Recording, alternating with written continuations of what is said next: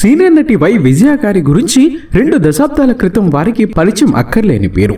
అత్తగా, అమ్మగా, గయ్యాలి అక్కగాను ఇలా విభిన్నమైన పాత్రలు నటించి అందరిని మెప్పించారు. ఎన్టీఆర్, శోభన్ బాబు సరసన కథానాయికగా నటించి తెలుగు, తమిళ భాషల్లో ఇప్పటి వరకు 1000కి పైగా చిత్రాల్లో నటించారు ఆమె. అప్పట్లో తెరపై వై విజయ గారిని చూడగానే పులుసు అంటూ కేకల వేసేవారు జనం. మంగమ్మ గారి మనవడు, మాపల్లెలో గోపాలుడు, ముద్దులు కృష్ణయ్య చిత్రాలలో చేపల పులుసు చేయడంలో తనకు తానే సాటి అని చెప్పుకునే పాత్రలో కనిపించారు వై విజయ గారు. అప్పటి నుంచి ఆ పేరుతోనే పులుసు విజయగా జనం మధ్యలో నిలిచిపోయారు. చేపల పులుసు రుచి చూపించి దాదాపు 4.5 దశాబ్దాలుగా బహుభాషా నటి విజయ గారు ఒకవైపు హాస్యరసం పండిస్తూనే మరోవైపు క్యారెక్టర్ ఆర్టిస్ట్ గా ప్రేక్షకులను మెప్పించిన వై విజయ గారి గురించి మీకు తెలియని ఎన్నో ఆసక్తికర విషయాలు ఇప్పుడు మనం తెలుసుకుందాం. ఫ్రెండ్స్, ఇక్కడ ఎంతమంది వై విజయ గారి ఫ్యాన్స్ ఉన్నారు? ఫటాఫటా లైక్ కొట్టేసి. విజయ గారి ఇంటి పేరు ఎనిగండ్ల. 1957 ఫిబ్రవరి 8న కర్నూలులో వై విజయ గారు జన్మించారు. ఆమె తండ్రి జ్ఞానయ్య, తల్లి బాలమ్మ. జ్ఞానయ్య కోఆపరేటివ్ మార్కెటింగ్ సొసైటీలో మేనేజర్ గా పనిచేసేవారు. వారికి 9 మంది సంతానం, 5 అమ్మాయిలు, 4 అబ్బాయిలు. వారి 5వ సంతానంగా వై విజయ గారు జన్మించారు. నిజానికి వారి పూర్వీకులది గుంటూరు జిల్లా, కడపకు మకాం మార్చారు. అక్కడే ప్రభుత్వ బాలకున్నత పాఠశాలలో విజయ గారు 8వ తరగతి వరకు చదువుకున్నారు. రేడియోలో సినిమా పాటలు వస్తూ ఉంటే విని అందుకు తగ్గట్లుగా ఆమె నర్తించేవారు. కూతురుకు డాన్స్ పై ఉన్న మక్కువను గ్రహించి జ్ఞానయ్య ఆమెను మద్రాసులో వెంపటి చినసత్యం గారి దగ్గర నృత్యంలో శిక్షణ ఇప్పించారు. మద్రాసులోని కేసరి హై స్కూల్లో 9వ తరగతి, 10వ తరగతులు చదివారు ఆమె. ఇక ఆమె మాటల్లో, అప్పట్లో రామా విజేత ఫిలిమ్స్ వారు కొత్త హీరోను కావాలని ప్రకటన చేశారు. మా డాన్స్ మాస్టర్ సైబా గారు నా ఫోటోలు కొన్ని తీసుకుని ప్రొడ్యూసర్ ప్రభాకర్, దర్శకుడు బాబురావు గార్లను కలిశారు. అప్పటికే వారి వద్దకు 2000కు పైగా ఫోటోలు వచ్చాయి. హీరోని కాకపోయినా ఏదో ఒక ఛాన్స్ ఇమ్మని అడిగారు. అలా నన్ను వేలాది ఫోటోల నుంచి ఎంపిక చేయడంతో తల్లిదండ్రులు చిత్రంలో నాకు అవకాశం వచ్చింది. తల్లిదండ్రులు చిత్రంలో మహానటి సావిత్రి గారు నటించారు. ఆమె చిత్రంలో నాకు అవకాశం రావడం నా అదృష్టం. ఈ చిత్రంలో స్క్రీన్ టెస్ట్ కోసం దర్శకుడు నాకిచ్చిన డైలాగ్ ని భయం లేకుండా చెప్పేశాను. ఆ చిత్రం హిట్ కావడంతో అదే నా కెరియర్ కు పెద్ద మలుపుగా నిలిచింది. తల్లిదండ్రులు చిత్రాన్ని కాకినాడ పరిసర ప్రాంతాల్లో నిర్మించారు. 1970లో ఈ చిత్రం విడుదలైంది. ఇంకా పిచ్చోడు పెళ్లి, డబ్బుకు లోకం దాసోహం వంటి 15 చిత్రాల్లో హీరోనిగా నటించాను. ఇక ఒకానొక సమయంలో మా ఊరు కడప వెళ్లిపోదాం అనుకుంటున్న తరుణంలో బాలచంద్ర గారి మన్మథలీలలో మంచి ఆఫర్ రావడంతో ఊరెళ్లి పోవాలనే ఆలోచన విరమించుకున్నాను.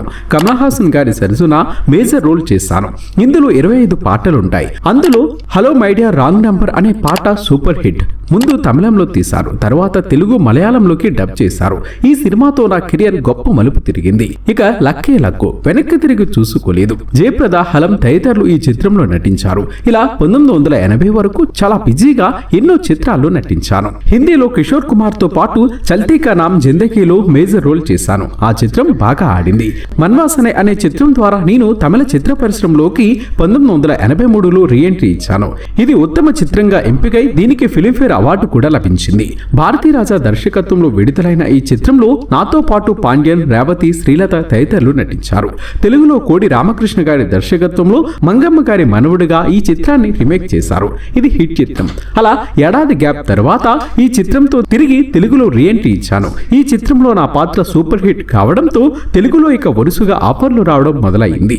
తెలుగులో అర్జున్ నటించిన చిత్రం మాపల్లెలో గోపాలుడు. కోడి రామకృష్ణ గారి దర్శకత్వంలో నిర్మించిన ఈ చిత్రంలో పూర్ణిమ హీరోయిన్. ఈ చిత్రంలో నాది పూర్తిగా గ్లామరస్ క్యారెక్టర్. చేపల పులుసుపై వేసిన డైలాగ్స్ ఈ సినిమాని హిట్ చేశాయి. అప్పటి నుంచి నన్ను సరదాగా చేపల పులుసు అని సంబోధించేవారు. చేపల పులుసు పట్టుకొచ్చావా విజయ అని నన్ను ఆట పట్టిస్తూ ఉండేవారు. ఈ చిత్రం విడుదలైన సంవత్సరం పాటు అలా నవ్వుకుంటూ చలోక్తులు విసురుతూ నా నటనను ప్రశంసిస్తూ ఉండేవారు. 1976 నుంచి 80 వరకు తమిళ చిత్రాల్లో నటించాను. శివాజీ గణేశన్, ఎంజి రామచంద్రన్, రజనీకాంత్, కమల్ హాసన్, విజయ్ కుమార్, శివకుమార్ గారు నటించిన ఎన్నో చిత్రాల్లో నటించాను. నేను నటించిన పాత్రలన్నీ ప్రేక్షకుల ఆదరాభిమానాలు చూరుకున్నవే. అదేవిధంగా చిరంజీవి గారు నటించిన కొండవీటి రాజా, త్రినేత్రుడు, మునగాళ్ళకు మనుగాడు, ఎముడుకు మొగుడు, ఇద్దరు మిత్రుడు, హిట్లర్ వంటి చిత్రాల్లో కూడా నటించాను. ఈ చిత్రాలన్నీ కూడా సూపర్ హిట్లే. ఈ చిత్రాల్లో నా పాత్రలను ప్రేక్షకులు ఎంతగానో ఆదరించారు. అదేవిధంగా 3 ముఖ్యమంత్రుల చిత్రాల్లో నేను నటించాను. ఎంజి రామచంద్రన్ గారు, ఎన్టీ రామారావు గారు, జయలలిత గారు ఈ 3తోనూ నటించాను. అలాగే వంశీ గారి దర్శకత్వంలో నిర్మించిన లేడీస్ టైలర్ చిత్రం షూటింగ్ సమయంలో నా కణతలకు బలమైన దెబ్బ తగిలింది. ఈ చిత్రంలో విలన్ ప్రదీప్ శక్తి, హీరో పాత్ర రాజేంద్ర ప్రసాద్ ను కర్రతో కొట్టే సీన్లో నేను కూడా ఉన్నాను. వంశీ దర్శకత్వం ఎలా ఉంటుందో తెలుసు కదా. నిజంగానే దుడ్డు కర్రను ప్రదీప్ శక్తి చేతికి ఇచ్చారు. పొరపాటున అది నాకు తగిలింది. దాంతో తల తిరిగి కింద పడిపోయాను. ఇక ఆ రోజుకు షూటింగ్ ఆగిపోతుంది అనుకున్నారు. కానీ ఆ సమయంలో మా వారు కూడా అక్కడే ఉన్నారు. అప్పటికప్పుడు ఫస్ట్ ఎయిడ్ చేసి ఓ 2 గంటలు షూటింగ్ ఆపేశారు. స్టిచెస్ పడలేదు కాబట్టి లైట్ గా వాపు వచ్చింది. ఆ వాపు నిదానంగా తగ్గిపోయింది. పెద్ద దెబ్బ తగలలేదు కాబట్టి షూటింగ్ ప్రారంభిద్దామా అని వంశీ గారు అడిగారు. మా వారు నేను ఓకే అనడంతో తిరిగి షూటింగ్ నిరాటంకంగా కొనసాగింది. 1986లో ఈ చిత్రం విడుదలై భారీ హిట్ గా నిలిచింది. ఇక అప్పుడు నాకున్న సంపాదనతో చెన్నైలో స్థలం కొని ఇల్లు కట్టుకున్నాను. సావిత్రమ్మ గారి జీవితం గురించి తెలుసుకున్నప్పుడు సినిమా అనేది జీవితాంతం ఉండదని అర్థమైంది. అదే సమయంలో ఇండస్ట్రీ చెన్నై నుంచి హైదరాబాద్ కు మారుతుంది. దాంతో మా ఆయన నేను మాకంటూ ఒక ఆదాయం ఉండాలని అనుకున్నాం. ఆ ఆలోచనతో పెట్టుబడులు పెట్టాం.